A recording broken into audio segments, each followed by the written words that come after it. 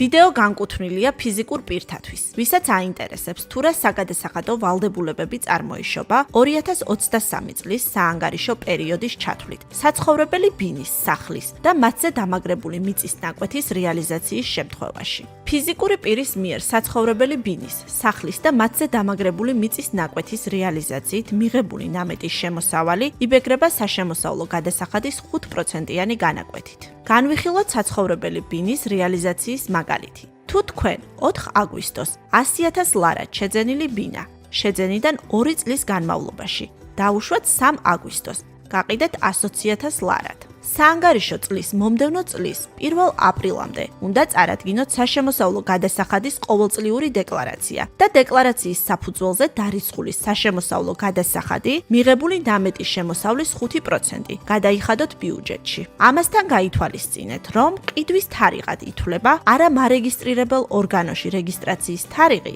არამედ მარეგისტრირებელ ორგანოში რეგისტრირებული საკუთრების უფლების დამადასტურებელი დოკუმენტის შედგენის თარიღი. რეალიზაციიდან მიღებული ნამეტის შემოსავალი მოცემულ შემთხვევაში 20,000 ლარი უნდა ასახოთ საშემოსავლო გადასახადის წლიური დეკლარაციის მესამე ნაწილის მე-15 გრაფაში და ასევე B დანართის მე-4 გრაფაში. დანარჩენი გრაფები შეავსეთ მოცემული მაგალითის შესაბამისად. ამასთან ყურადღება მიაქციეთ, რომ მე-7 გრაფა ივსება სისტემის მიერ ავტომატურად. მას შემდეგ რაც შეავსებთ მე-6 გრაფას, ხოლო მე-8 გრაფაში აისახება ადგილობრივი თვითმმართველი ერთეულის დასახელება ბინის ადგილმდებარეობის შესაბამისად. გრაფების შევსების შემდეგ დააწექით დამატების ღილაკს. გთხოვთ გაითვალისწინოთ, დეკლარაციის გასაგზავნად აუცილებელია შეავსოთ დანართი D სესხების აღრიცხვა. ხოლო იმ შემთხვევაში, თუ არ გიფიქსირდებათ ამ დანართით მოთხოვნილი ინფორმაცია, გთხოვთ გააკეთოთ შესაბამისი მონიშვნა.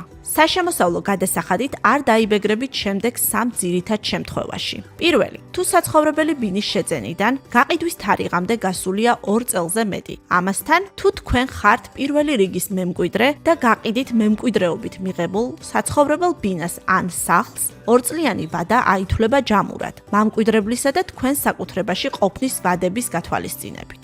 მეორე, როდესაც არ წარმოიშობა ნამეტის შემოსავალი. მაგალითად, შეძენიდან გაყიდვამდე არ არის გასული 2 წელი, თუმცა ბინა გაყიდეთ იგივე ან იმაზე უფრო ნაკლებ ფასად, რამდენადაც გქონდათ ნაყიდი. მესამე, თუ თქვენ ხართ იძულებით გადაადგილებული პირი და სახელმწიფოს მიერ თქვენთვის გადმოცემულ საცხოვრებელ ბინას ან სახლს გაყიდით ნებისმიერ დროს. მიუხედავად იმისა, გადმოცემის თარიღიდან გასულია თუ არა 2 წლიანი ვადა და წარმოიშობა თუ არა ნამეტის შემოსავალი. გაითვალისწინეთ, რომ 2024 წლის 1 იანვრიდან ფიზიკური პირები არასამეწარმეო საქმიანობის ფარგლებში ქონების აქტივის რეალიზაციით მიღებულ ნამეტ შემოსავალზე წარადგენენ საშემოსავლო გადასახადის არა ყოველწლიურ, არამედ ყოველთვიურ დეკლარაციას. დეტალური ინფორმაციის მისაღებად გთხოვთ იხილოთ შემოსავლების სამსახურის მიერ მომზადებული ვიდეო ინსტრუქცია საგადასახადო ვალდებულება ფიზიკური პირის ქონების აქტივის მიწოდებაზე. შემოსავლების სამსახური გისურვებთ წარმატებას.